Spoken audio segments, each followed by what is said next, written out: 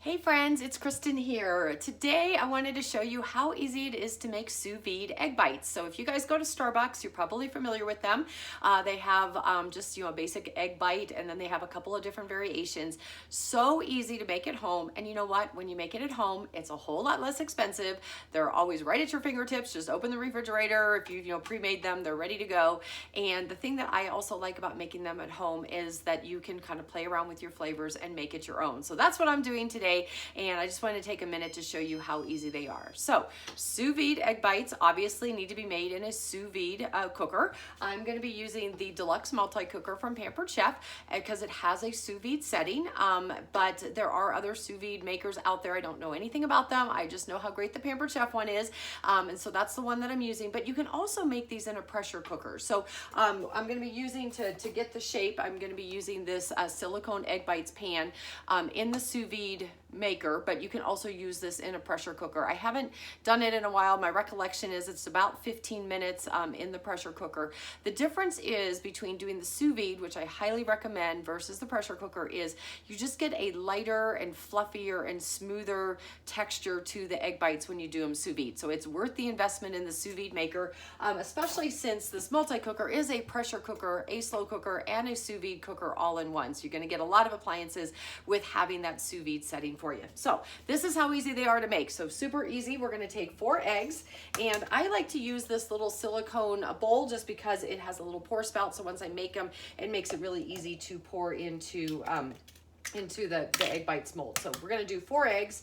We're going to be all together making 7 egg bites.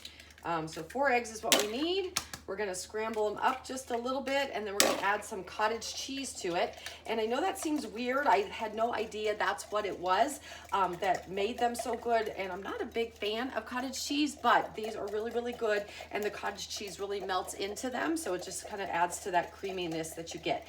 I have heard from other friends that make these, if you really, really don't like cottage cheese, you can do cream cheese instead, and it'll work just as well. So I've got my 4 eggs in there. We're going to take a 1/4 cup of cottage cheese and add that.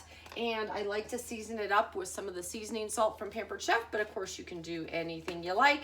I'm not much of a measurer, so we're just going to sprinkle some in there. So that is the base recipe, and you can certainly just add this to your egg bites mold and just make a basic egg bite like this.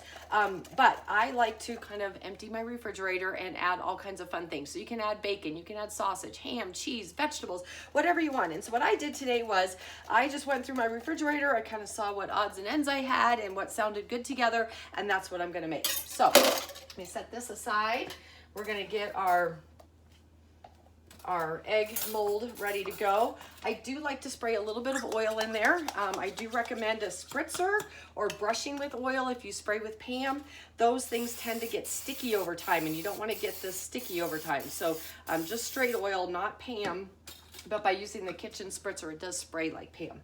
And we're going to take our eggs, pour them into, I'm going to kind of do about, half full or so at first, then just to kind of even this out. You don't want to fill this more than 2/3 full, otherwise it will cook over and kind of make a mess, and we don't want that. And I want to have room to add all my little goodies to this as well.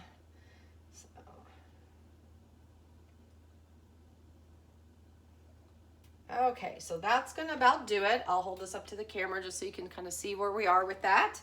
And what I'm doing today is just a whole bunch of fun stuff. I had some Swiss cheese already grated, so we're gonna add a little bit of Swiss cheese to each one.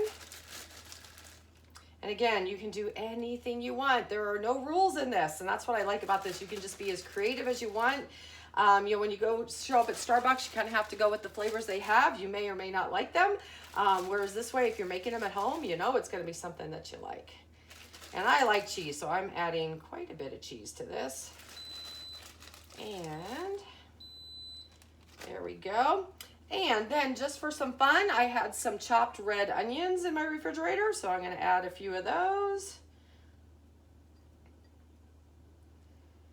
Not going to add too many. I don't want to have like nasty onion breath all day, but I thought this sounded good with all the other ingredients that I'm going to be adding. So a little bit of red onion just because I had it. We're going to add a little bit of pesto. Why not? It's kind of like adding some basil. And again, I'm not measuring. I'm just kind of adding a dab to each one. And then for my final little ingredient that I'm adding, I had some sun-dried tomatoes in my refrigerator. So I'm adding a few sun-dried tomatoes. And I know it kind of seems like an odd combination. Haven't ever put this one together, so we're gonna see how it is. I hope it's delicious. Sounds delicious. I wouldn't be doing it if it didn't sound good, right?